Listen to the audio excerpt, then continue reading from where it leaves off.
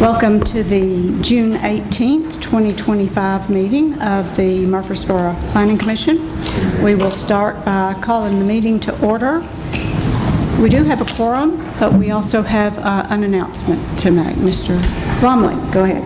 Yes, thank you, Madam Chair. A couple of announcements. First, I have an introduction to make. We have had, as you may have known, we had a couple of departures on the engineering side of the planning department recently when we lost Mr. Moore and Ms. Knopf. And so Katie Knoll has been dutifully taking on all engineering tasks with some help from Griggs & Maloney on a contract basis as well. But we recently made a hire to replace one of the two engineers that we left, and Mr. Lee Holloman, if you would stand up. He is our new project engineer, started on Monday. Lee is a graduate of Tennessee Tech from both Murfreesboro and Carthage, currently living in Carthage, but plans to relocate here to Murfreesboro. And he worked in private consulting for about the past 7 or 8 years, and so we're very happy to have him on board here at the city, and we'd like to welcome Lee. Welcome. And I have one more announcement that I'd like to make. Today is Madam Chair Kathy Jones's last Planning Commission meeting, and we wanted to thank her for her tireless service and dedication to the Planning Commission. I've been here almost 24 years, and Kathy was on the Planning Commission when I started, so at least 24 years. I want to say 26 or 27, something like that. But I have great respect for Kathy. She has been an invaluable member of our team here on the Planning Commission. She has showed just great dedication, and I think one of the things that I enjoy most about having Kathy on the Planning Commission is her tireless desire to see things from all sides, to look at the views of the members of the public who come to our meetings, to hear them, to hear the applicants, and to really hear everybody who comes before us and truly try to make the best decision possible for the community. And I think that it has been, Murfreesboro has been very fortunate to have Kathy on the Planning Commission for the last 25 or so years, and we are certainly going to miss her. And Kathy, we thank you for your service and your friendship on your time here on the Planning Commission.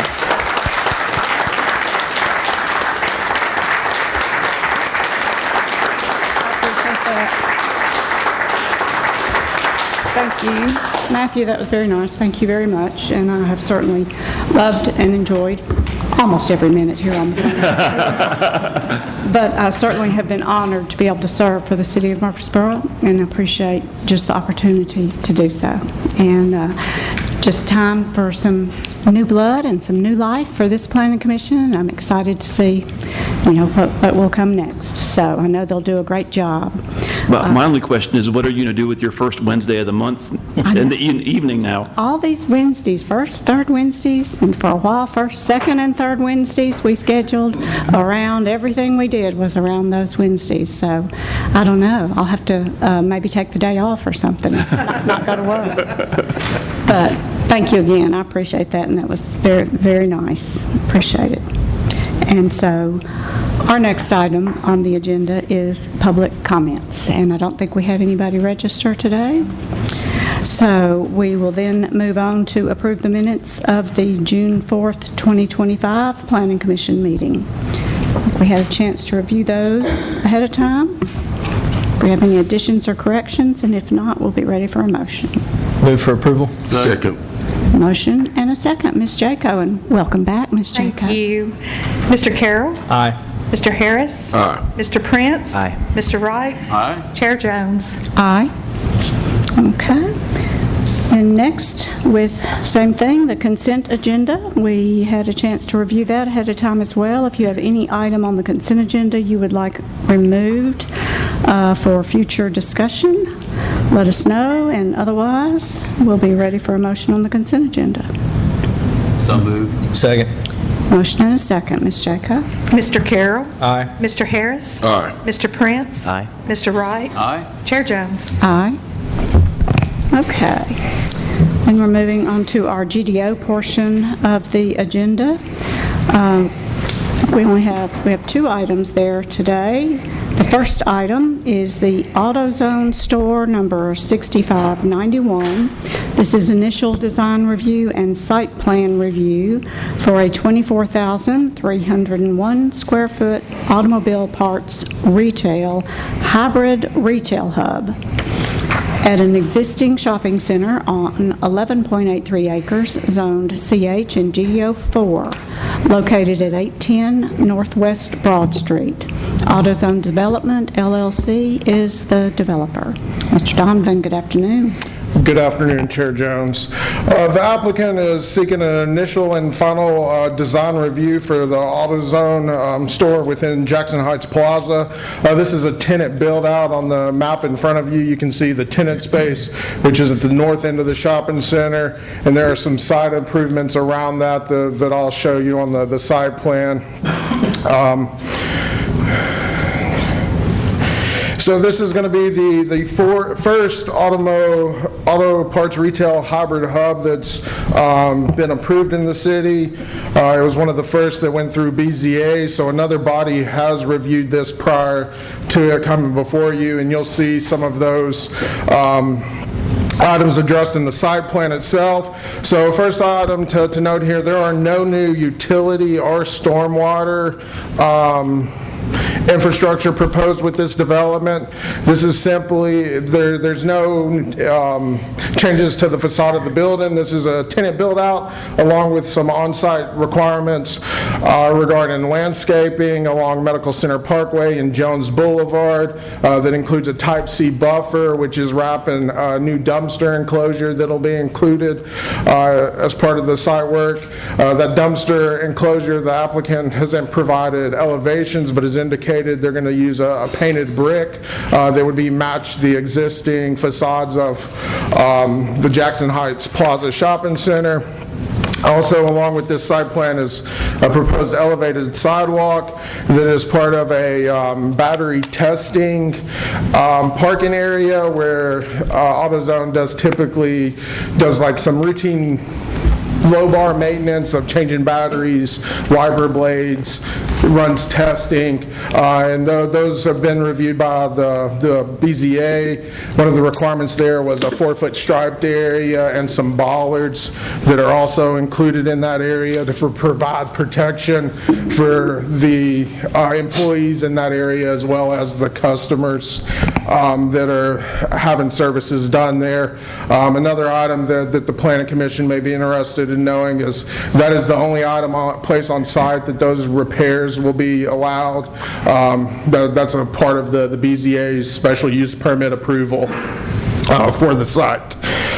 Staff has reviewed the site plan. It's in generally good order with one exception of needing those elevations that show that material to match the existing building.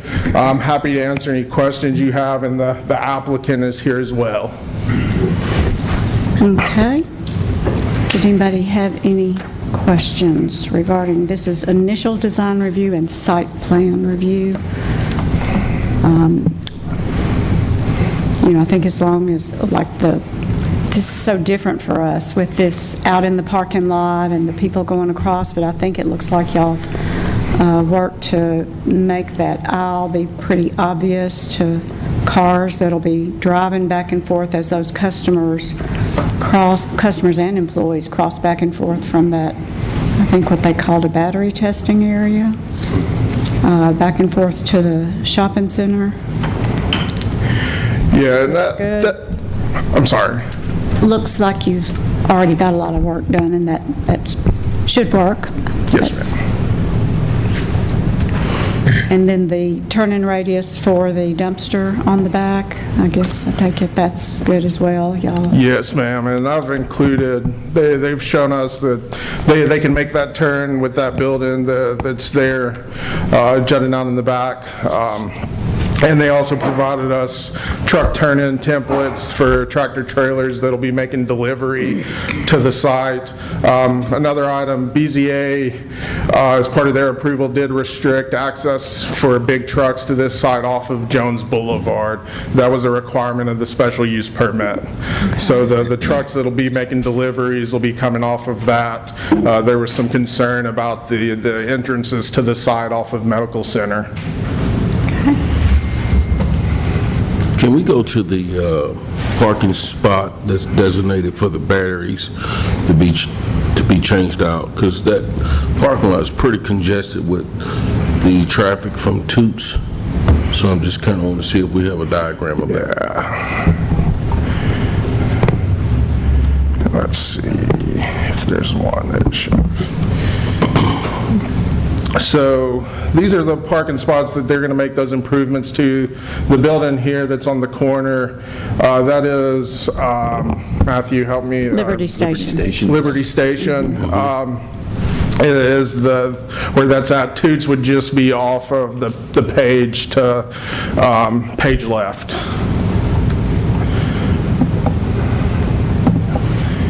It's kind of overall, let me get back to the... And Mr. Donovan, that is an elevated crosswalk to act also as a traffic calming Yes. device, correct? That is elevated, that is correct. So the parking spaces in question are in this general area.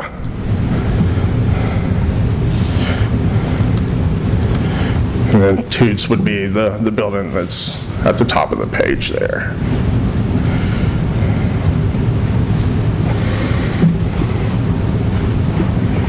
And is that 1 or 2 spaces? It is actually 4 spaces total. What's going to be in there is 2 ADA accessible spaces, and then they will have a 4.5-foot striped area, a parking space, another 4.5-foot striped area, a parking space, and another 4.5-foot striped area, and then that's double loaded, so there's one on each side. So it'll be 4 in total that they have to provide those services.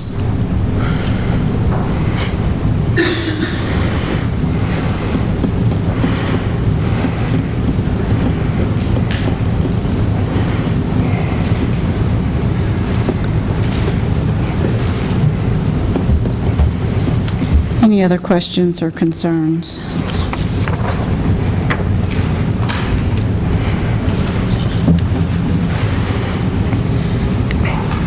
If not, we're ready for a motion. Move for approval. Second. Have a motion? Subject to all staff comments. Thank you. Motion and a second. Ms. Jacob? Mr. Carroll. Aye. Mr. Harris. Aye. Mr. Prince. Aye. Mr. Wright. Aye. Chair Jones. Aye. Okay, motion passes. Our next item is Wells Fargo. This is Cleary Park, Lot 7. It's final design review and site plan review for a 4,020 square foot bank on 1.7 acres, zone commercial highway and GDO 1, located along Medical Center Parkway and Honey Locust Lane. Wells Fargo Bank, N.A. is the developer. Mr. Barbie, good afternoon.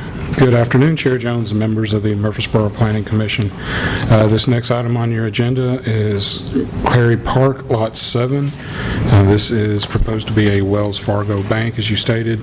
You previously viewed this site plan and building architecture at the May 21st Planning Commission meeting.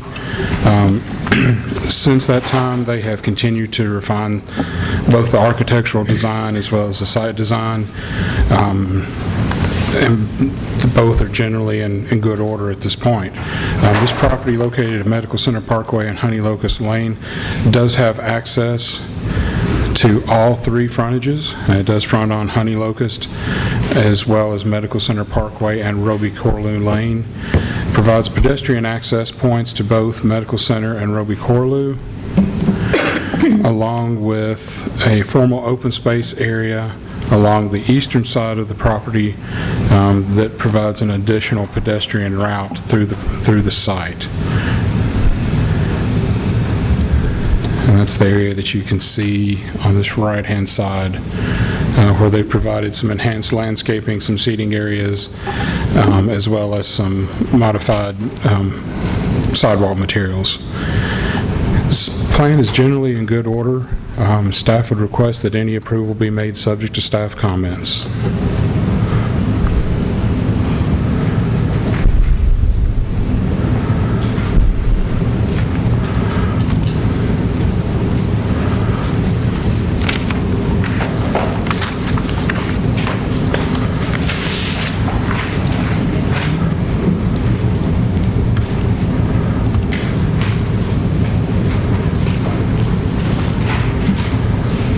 Okay, do you have any questions or comments regarding either the site plan and/or the design?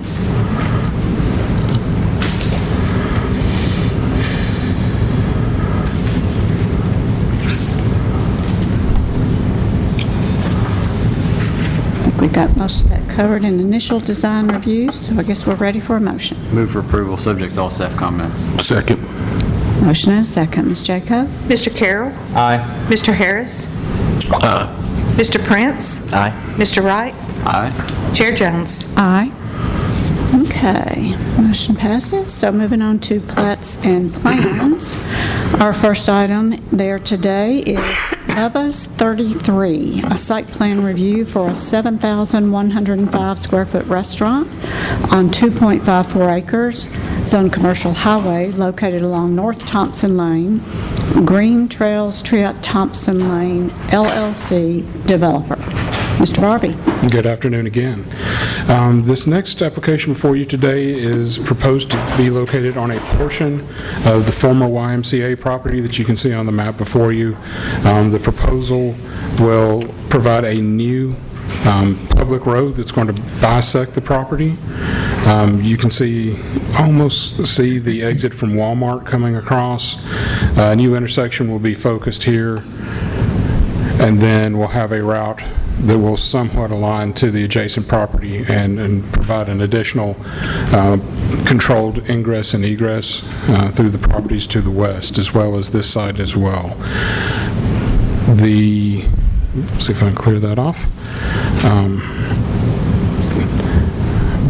Building architecture that you can see before you. This is the initial submittal that they made of the building architecture showing some proposed signage. Signage is not reviewed by the planning department or reviewed or approved by the planning commission, but I wanted to make you aware of the building architecture that showed signage, and then also show you the updates that we received earlier today. I believe there was some concern about the size and type of signage that was initially proposed. These were received earlier today from our building codes department that showed signage that's more compliant with our city standards. Again, you're not approving signage today. You're not reviewing signage, but I did want to make sure that the elevations that you had before you were more representative of what they will actually be doing. The site design itself, let me flip back.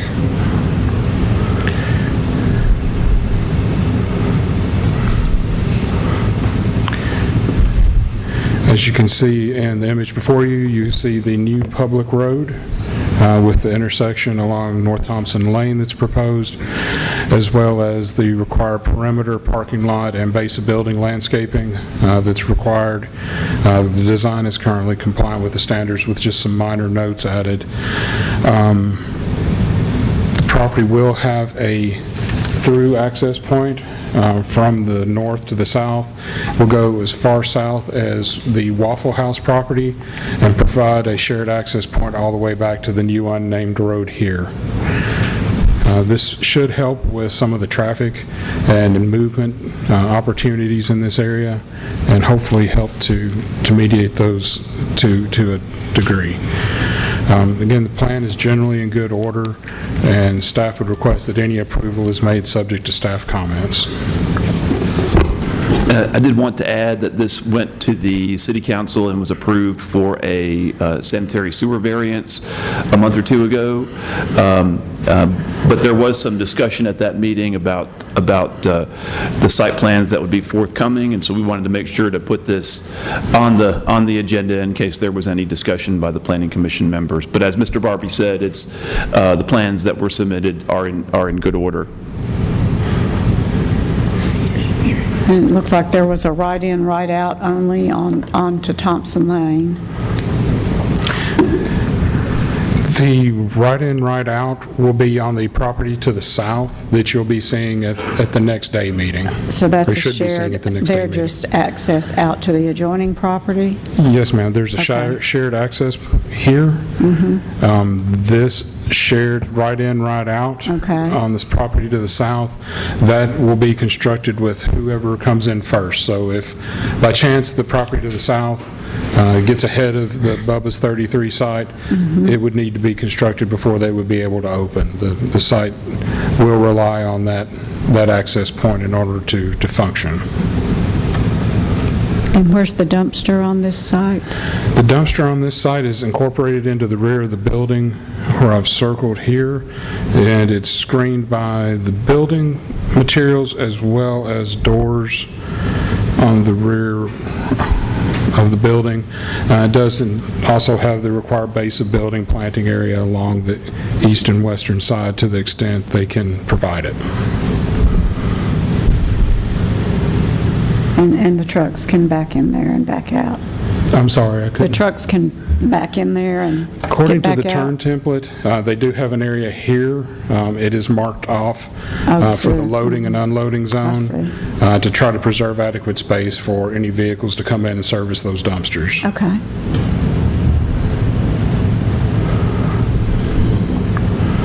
Okay.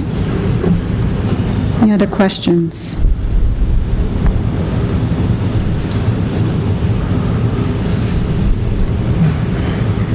Comments? Motions?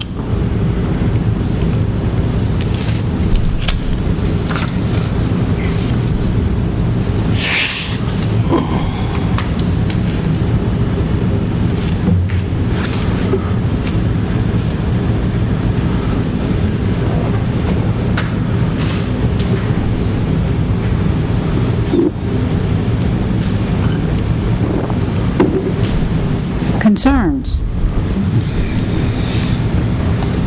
Move for approval, subject to all staff comments. Second. We have a motion and a second. Ms. Jacob? Mr. Carroll. Aye. Mr. Harris. Aye. Mr. Prince. Aye. Mr. Wright. Aye. Chair Jones. Aye. Okay. Item B is Smack Dab Brewing. It's a site plan for a 3,630 square foot microbrewery within an existing 8,114 square foot building on approximately 0.33 acres, zoned commercial highway and CCO, located at the corner of North Front Street and West Lytle Street. Smack Dab Brewing LLC is the developer. Ms. Smith, good afternoon. Good afternoon, Chair Jones and Commission. As you can see on the aerial ahead, the yellow area demarks the portion of the site that is anticipated for the Smack Dab Brewing Company. The existing building consists of about 75, almost 7,600 square feet, but there are 3 tenants currently in the space.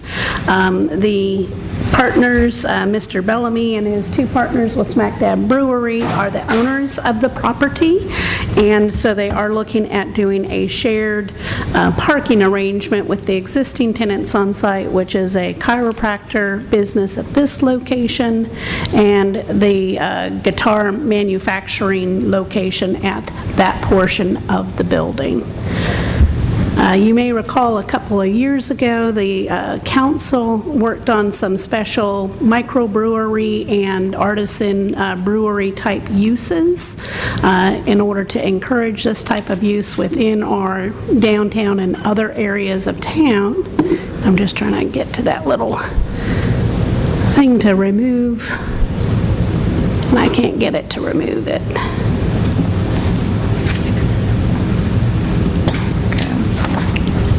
Well, I hate leaving the circles in. So going to the next page, so the Guitar Mill takes up about 2773 square feet of space. The chiropractor's business, a little under 1,200 square feet of space. And then the Smack Dab anticipates 3630 square feet of space. Now, this is in our CCO district. You may recall there are some special provisions for parking standards. This is located about 415 feet from the Judicial Center parking structure. It also has parking directly adjacent to it on Lytle Street, the south side of the street. And then they have some on-site parking, which is not necessarily always in place on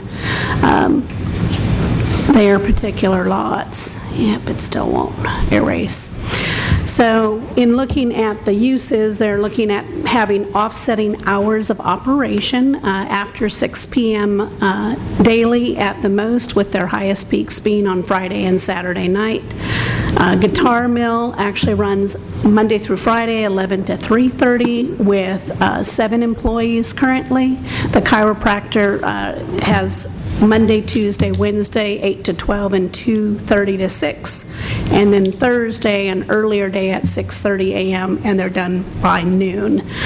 So in looking at that, just those 2 uses that share the same time frames, our normal zoning requirements would require 11, 12 spaces between the 2 of them.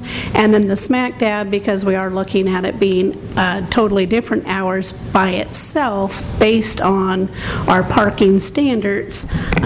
They had initially just looked at a layout of maybe 69 indoor seats, 12 outdoor seats, and you can see over here on the right-hand side that that would trigger a total of 43.5 parking spaces. But because it's within the 750 feet, it's only 411 of the Judicial Center parking, our CCO allows a reduction of 75%, which is huge. But again, the idea is it's not like our CBD zone district that has 0 parking requirements. It still requires them. And those reductions generally apply only to commercial space. They don't apply to our residential spaces, which this does not have any of those things in place. When we're looking at the various standards, I tried to put these in a tabular format so it makes it a little bit easier to just look at here's what our zoning requirements are and here's what's proposed. Of note here, actually the parking, it's not the 5 based on use, it's what we just talked about, the 11 would be the most at the same time would be the requirement. They're looking at providing 6 to 8 spaces that are shared between the tenants on site, plus the additional ones that are actually in the street, which roughly there's about 15 spaces that are readily available adjacent to the building. Minimum distances to residents, they are farther than the city requires. The nearest church is 1,500 feet. The nearest school is 1,500 feet. So, and then lastly, the barrels that they're initially anticipating is less than 400 barrels initially per month that they would produce at the site, but our ordinance allows them to go up to 1,250 barrels per month. Looking a little bit further, if they were to have some outdoor seating, looking at the above drawing, they're looking at it potentially being on the south side of the building. We would require that a fence come along the south side of the property. And in talking to the applicant, they would imagine maybe like a 4-foot tall, I'll call it wrought iron, but we know it's not wrought iron, kind of the black pipe, like what you would see at the alley. About 4 feet. If some of the alcohol beverage control people required a higher height, we can see maybe 6 feet at the most, but that would just separate really their property line from that outdoor area, and then they would bisect it here across the front coming off the canopy. So again, you have kind of a controlled area for outdoor seating in play. And last but not least, we do have, again, the partners are here from the brewing company, as well as one of their tenants, a chiropractor, my leadership Rutherford friend, and I did not pay him to come here. But should you have any other questions of them or myself, it does look like it meets the city standards.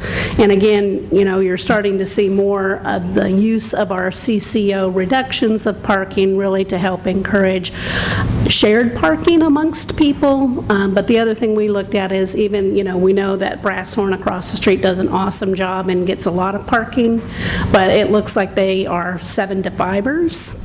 So that would free up space, and a lot of the other businesses are also closing early, so it's a good mix to have that kind of offsetting parking that doesn't have the same demand at the same time frame. So with that, staff would recommend approval subject to the staff comments there, which is just updating, showing us where their fencing would be, and that 4-foot type wrought iron fencing, and an on-site shared agreement, which basically just shows the good faith effort that they have with their tenants to, we want this to work for everybody. Okay. Thank you, Ms. Smith. What questions, comments do you all have regarding this item? I'm excited about it. I think it's great, and I love seeing the investment in downtown and, you know, the revitalization, so appreciate it very much. And best of luck.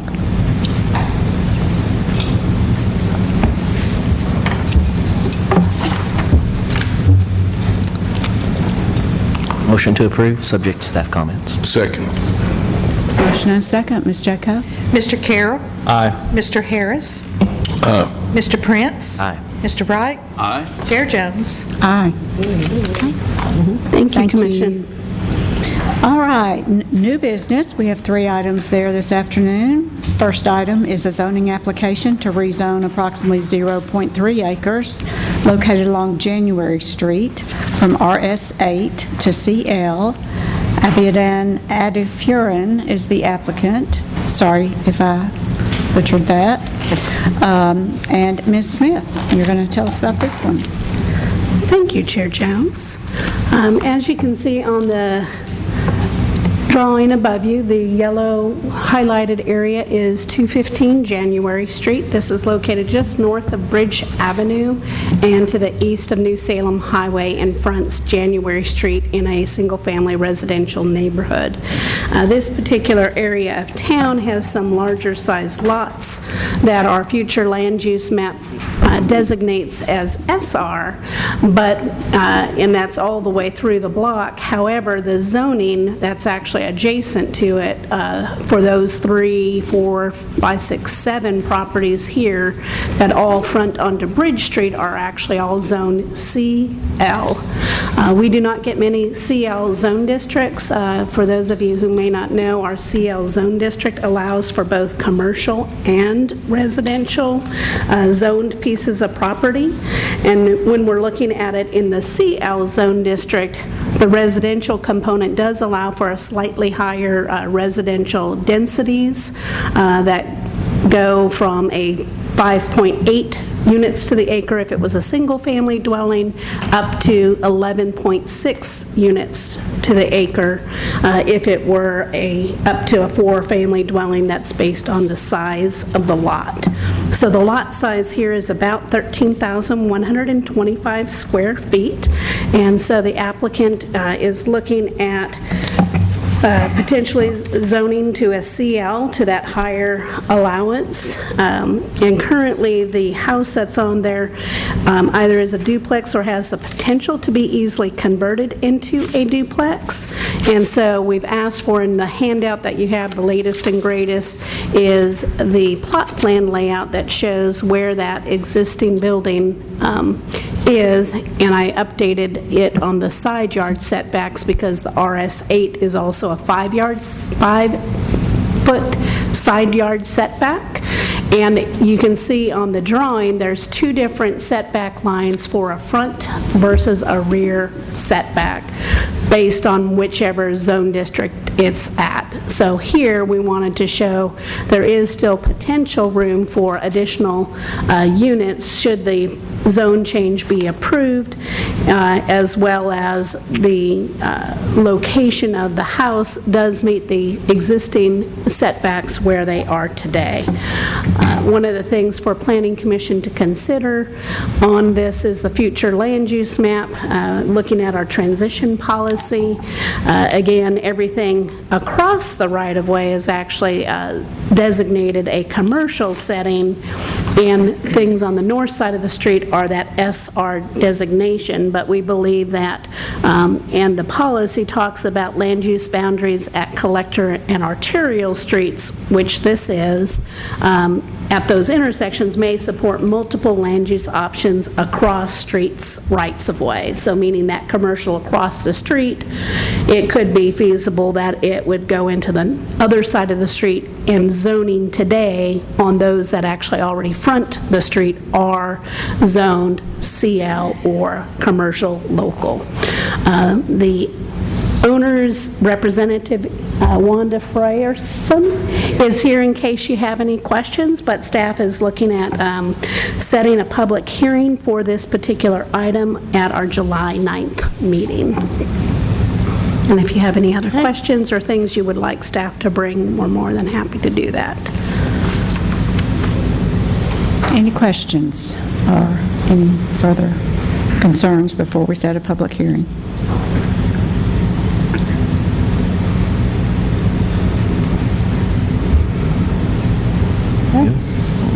Move to set the public hearing, July 9th? July 9th. Second. Ms. Jacob?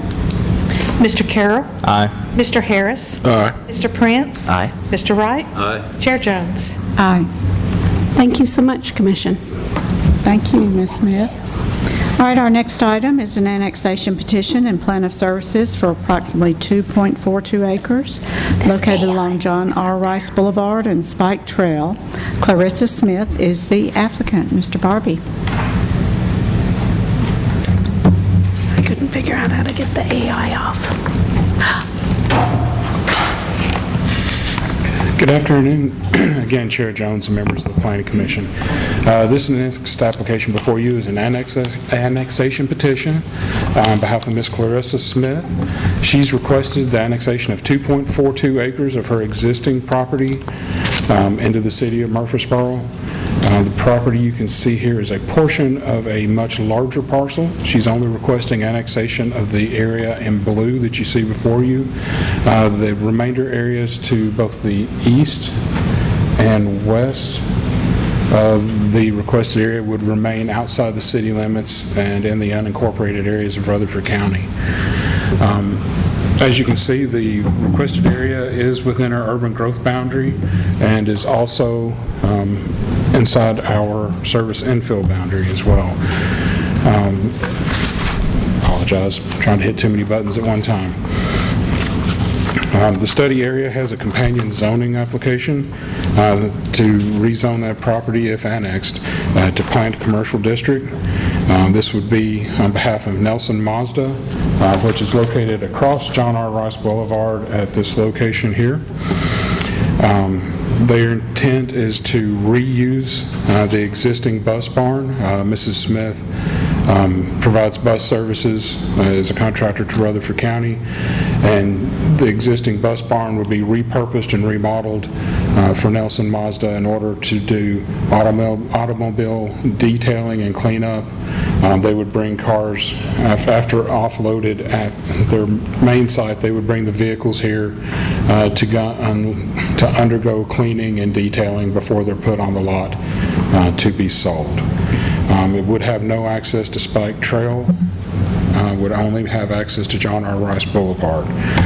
The surrounding zoning in that area, or the surrounding properties to the north and west and gray, are already inside the city limits of Murfreesboro. The areas to the east and south, again, are the remainder portions of Ms. Smith's property. going beyond her existing property boundary.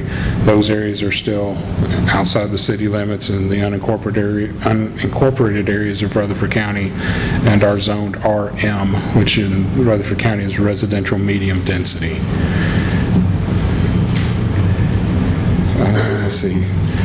We are currently in the process of preparing a plan of services for the proposed annexation to study the annexation in its current state. And the plan of services will be provided for the Planning Commission at the public hearing agenda report. For today, the Planning Commission will need to discuss the annexation petition and plan of services to schedule a public hearing.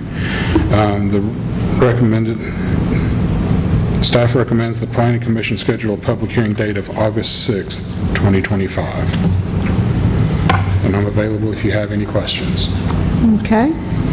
Thank you, Mr. Barbie. Any questions? This first motion would be regarding the annexation petition and plan of services for this item. We'll do the zoning application next.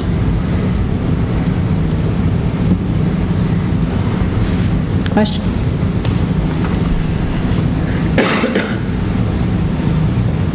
So they're keeping, the plans to keep the barn and just remodel it? Right. Their plan is to keep the existing bus barn, remodel it. Exterior, they would be making modifications to be compliant with design guidelines and as well as the Gateway Design Overlay District. You'll be reviewing their actual plan book when it comes before you. So you'll have an opportunity to, review those changes, review the specifics of the zoning in that plan book when it comes through as well. And just FYI, do we have a picture of the actual plan? When we get to the next item, will that be there under C? Do we have that layout? Let's see if we got that added. Yes. Yeah, there it is. We do have the layout of what the proposed It's property in will the- look at. For an item C for you to go ahead and look at. Can you tell me what they're doing with it again? What their purpose, what kind of use? Sure, will they're be? going to be bringing new, and I'm assuming some vehicles that have been traded in to this site from their existing sales lot. The new vehicles and the trade-ins would be reconditioned, detailed inside the building, and then they will be parking those on the, and I guess the best way to show this is actually to go to the rezoning map here. As you can see in the layout, they would use this area, this building here. They'll have an office, of course, to answer phone calls and back and forth with their main branch. They'll be detailing vehicles inside the bus barn in preparation for sale, and then they'll park those vehicles and any additional inventory on the lot itself before they're transferred over to their main lot to be sold.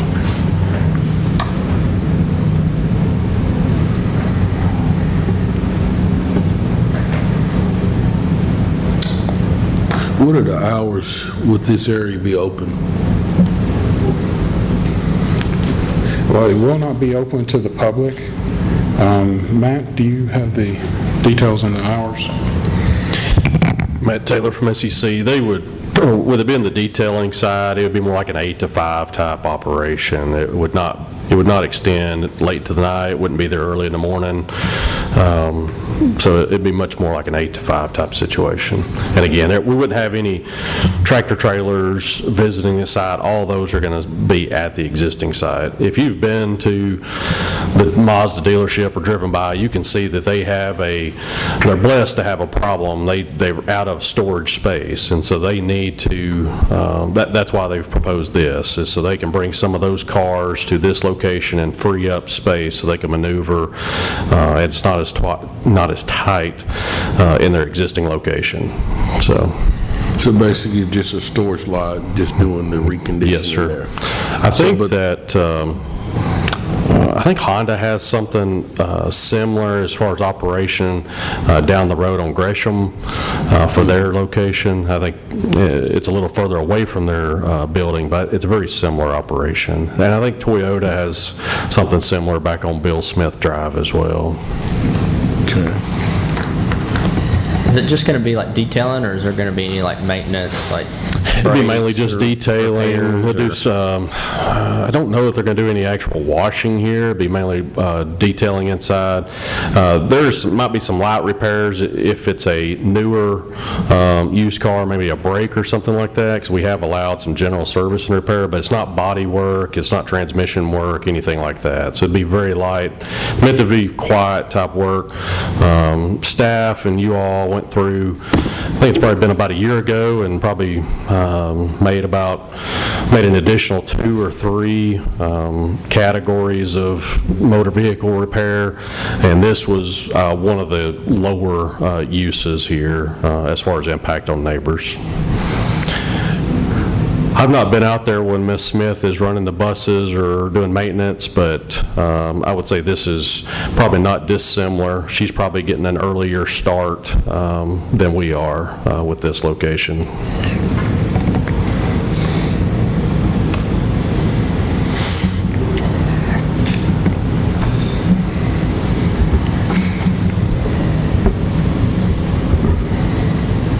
Okay, any other questions? Because this will be mainly to set our public hearing, annexation petition and plan of services, and then, like I say, a separate motion for the zoning application. Give us a chance to review it, give y'all a chance to review it a lot before the actual public hearings. So do we need 2 motions, or? Okay. All right, I'll make a motion to schedule the public hearing for the annexation petition. Second. On August 6th. Ms. Jaco? Mr. Carroll. Aye. Mr. Harris. Aye. Mr. Prince. Aye. Mr. Wright. Aye. Chair Jones. Aye. Okay, and so then, as we've pretty much discussed, but I'll read it into the record, our next item is the zoning application to zone approximately 2.42 acres located along John R. Rice Boulevard and Spike Trail to PCD, it's the Mazda Office for Off-Site Storage, PCD, and GDO 1 simultaneous with annexation, and to rezone approximately 0.07 acres from CH and GDO 1 to PCD and GDO 1. Chad Custer is the applicant for that portion. Mr. Barbie. Good afternoon. This is the companion zoning request to go along with the annexation petition that you just reviewed. As I've stated, the purpose of this is to create the Nelson Mazda PCD. Again, they're going to propose to provide screening around the perimeter of the property where the pink line is shown. That would be in place to protect the neighbors from any potential noise, light, sound, anything like that that might be considered a negative impact to the neighbors. It's a 12-foot wide Type C buffer that's being proposed. Adjacent land uses in this district, the properties to the east and south are zoned RM, residential medium density. Your properties in red to your northeast and west are already zoned commercial highway and GDO 1. And again, this request is for planned commercial district, which would be consistent with the general commercial zoning that you see here in front of you. The application is generally in good order. Planning Commission will need to discuss the rezoning request and schedule it for a public hearing. Staff recommends a public hearing date of August 6, 2025. Okay. Any further questions regarding the zoning portion of this application? Set the public hearing for August 6th. Second. Motion and a second. Ms. Jaco? Mr. Carroll. Aye. Mr. Harris. Aye. Mr. Prince. Aye. Mr. Wright. Aye. Chair Jones. Aye. Okay. Next, we have staff reports and other business, and we do have an update today from our planning director, Mr. Ben Newman. And I heard a little bit of this yesterday, and I think it's pretty exciting. I think y'all will enjoy hearing about it.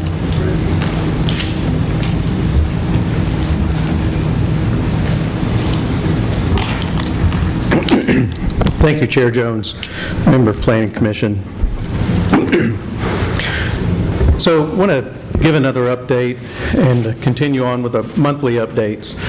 So in this update, go over a little bit of data, talk about just a little bit of internal things we have going on, and then what I want to spend the bulk of time doing is talking about a research trip that Development Services took to Oxford, Mississippi. Go over that in a little bit more detail, similar to the update that we gave to Council last week. So just looking at some of the data, and this is data that we look at, it gives us an idea of what's coming down for development. And so just looking at site plans here, you can see that they're down in March, April and May as compared to 24, but if you're looking month over month, they're up for the last few months. Submittals are up in May from last year and from last month. Public records requests, and that's a little bit longer term indication of things that may be happening. It's not a foolproof indication, but it is some indication. And so if you look at the public records requests, you can see that those are down for the year and as compared to last year. Due diligence meetings are flat for the year, and they're down compared to last year, while our pre-app meetings are increasing month to month. And you see that there's no comparison for the pre-app meetings from last year because we didn't separate those out. So we started separating those out this year, so should be able to give a little bit better indication year over year what those look like. As far as department administration, I think we've been making progress on our design guidelines updates. We're continuing to have meetings on those. Right now, we're still looking at open spaces, what zones, what uses those are required in. And so staff has done internally looked through all that on Chart 1, and we'll bring that back to our stakeholders and see if they agree with staff's recommendations on that. Cherry Lane study area is still moving forward. We're still in the phase of collecting data on that with our partners that are working on that with us. So more to come on that as we keep moving forward. You met Lee, our new engineer. He started Monday. He's getting settled in. We do still have another project engineer position vacant. We're still looking to get that filled. And as you see, Carolyn Jaco is back today in the Planning Commission. We're very happy to have her back on staff with us, and she's doing well. So that's it for our department updates. Now, as far as the Oxford, Mississippi trip, I'll start off with a question. Does anyone, and Sean, I think you may know the answer, so you don't get to answer this time, but what area of town creates the most sales tax revenue per acre? It's not Costco, it's not Walmart. If you don't want to take a guess, I'll just tell you it's our downtown, our historic downtown square per acre produces the most sales tax revenue. So several years ago, the city had a consultant come in who looked at some things going on and let us know that we're really missing out on an opportunity by not fully activating our historic downtown square. And I'm talking about second floor spaces and other areas that just aren't fully utilized. And so Development Services directors, we took a research trip to an area that we know does fully activate their downtown and has done a good job at that. So we went to Oxford, Mississippi, spent a couple of days there, met with the planning department, met with the mayor, met with other economic development personnel, and just really got a good idea of what they did, what they tried, what worked, what didn't work. And so I want to talk about some of those key takeaways. Talk a little bit about balconies, about front patio porch areas, area trash enclosures, metering, parking metering, and then financing of parking garages. And so this first slide here, you can see the top picture. That shows a building that added on a porch to the side of their building. We have buildings similar to this in downtown Murfreesboro that could mimic this same type thing. What you see here is a set of steps, exterior stairs that activate that top floor. You have to have a certain amount of ingress and egress to the top floor to fully activate that, and this was a way that they were able to do that. It's been very successful in downtown. One of the things that these porches do is that they are a large economic impact driver for the historic downtown. And it's twofold. People want to be on those porches for the restaurants. They want to be there, so it drives people to it. And then it also adds square footage so that they are able to increase their revenue. So it's a win-win. It's good for the tenant there, and it's good for the city. The majority of these are not historic balconies. They were added after the historic zone was put in place, and they are in the public right-of-way, which is, we found pretty interesting. So what the city does there is they grant a revocable license to the tenant there, and then they require a structural engineer to certify those porches every 5 years for safety. And so they can revoke that license if they need to. If they decide to go a different way with what they're doing, they can revoke that. If it's not safe, they can also revoke it. The next slides here are the outdoor dining expansions. And so if you remember back in COVID, there were a lot of restaurants and places that started doing outdoor dining. That happened in Oxford. It was extremely popular, and after COVID went away, not only did it stay, but the city there helped it be increased. And so it was the way they did this is that first picture on top, all this area right here was parking. So what the city did, at the city's expense, is they took away the parking, they pulled the sidewalk out and built that. They added in these planters, and there's some more back in these areas. City added those in, and then if the tenant there wanted to use that space as a patio area, the city would declare that space surplus land and then would lease it back to the owners there. And so that pays for the infrastructure that the city did.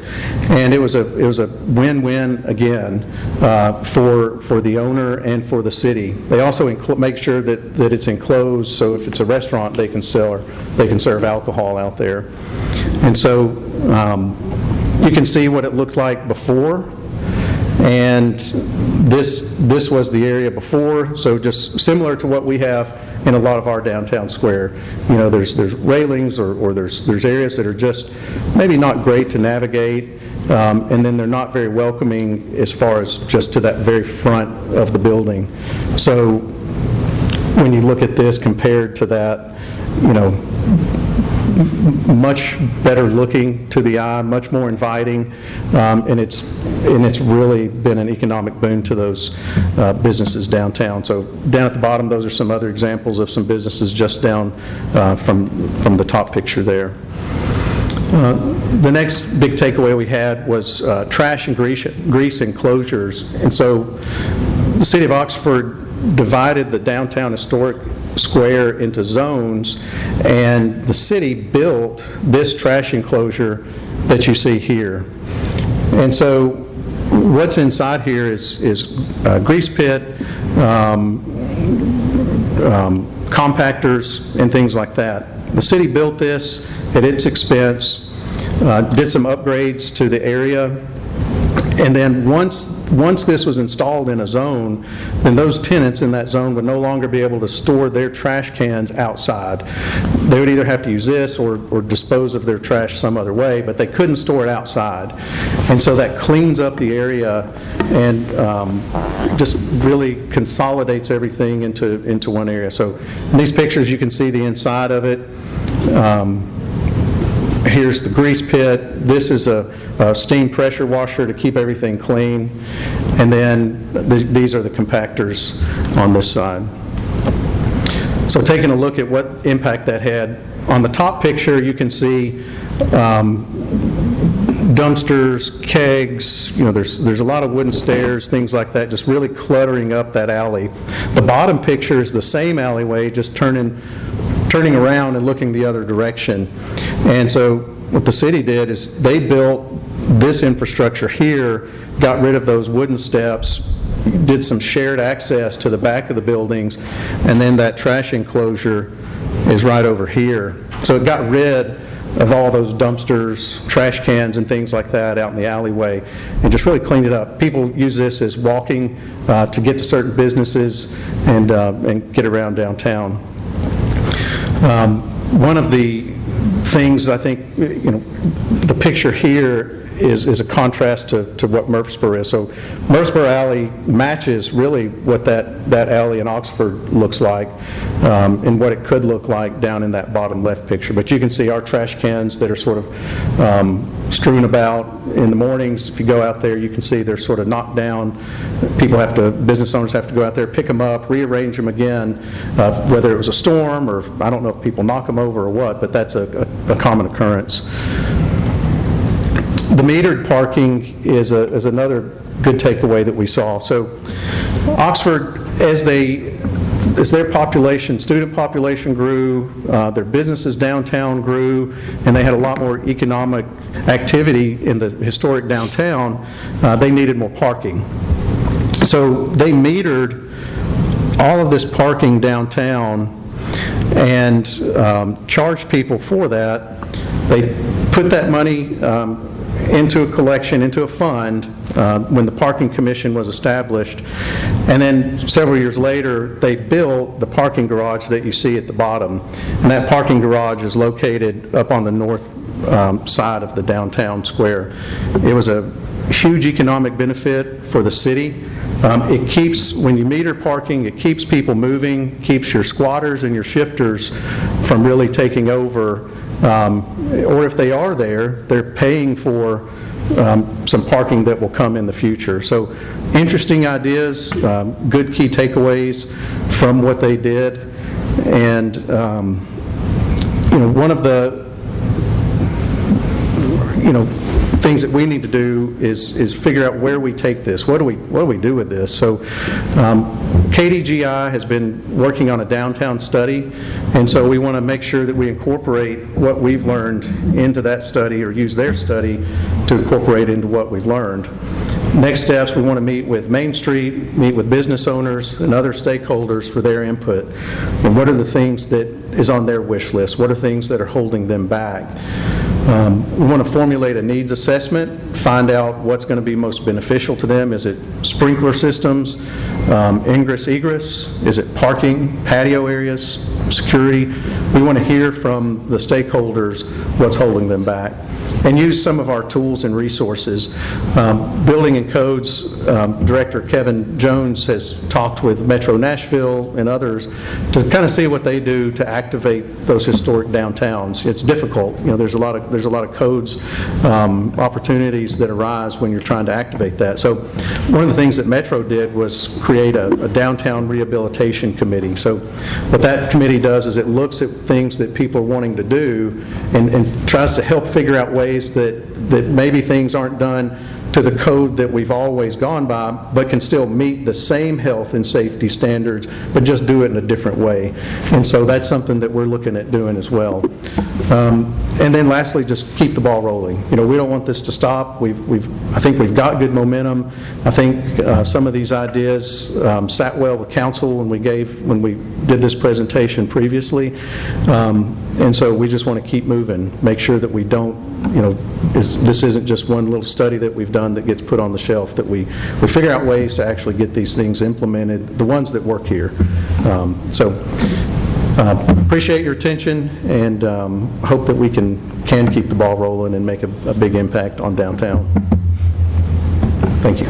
Okay, thank you, Ben. Any comments or questions on that? Let's get started. Yeah, I was going to say, it's very exciting. right. Definitely think keep the ball rolling. That's the key right there. It's really exciting, so. Sounds good to me. Yeah. Anything else? No, ma'am. Mr. Leonard, we did not have to call on you today. I know you're excited, but thank you for being here, just in case. And so I'm going to adjourn my last meeting. I've loved it. Goodbye. Thank y'all so much.